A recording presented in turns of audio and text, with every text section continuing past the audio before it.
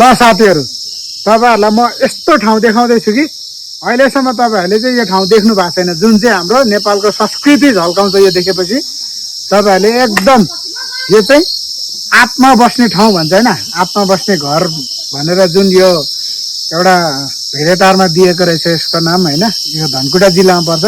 र तपाईँहरूलाई नेपालको संस्कार झल्काउने एउटा संस्कृति झल्काउने सामग्रीहरू चाहिँ म देखाउँदैछु है। ल टक्क हेर्नुहोस्, यता लिम्बूको होइन, यो सबै हाम्रो अब कास्टहरूमा त नजाउँ कि यही सामानहरू देखेर तपाईँहरूले थाहा पाउनुहुन्छ।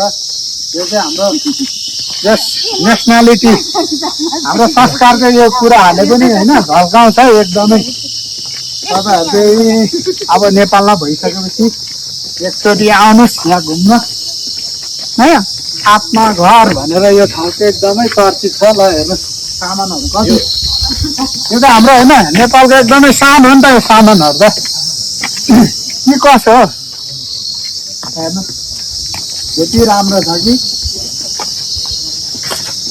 आज यो ठाउँ घुम्न आउँदा मलाई एकदम खुसी लागेको छ।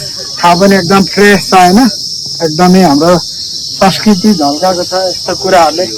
यो कुराहरू चाहिँ यस्तोहरू चाहिँ हाम्रो एकदम सरकारहरूले पनि ध्यान दिएर बचाउनु पर्छ है यो कुराहरू चाहिँ।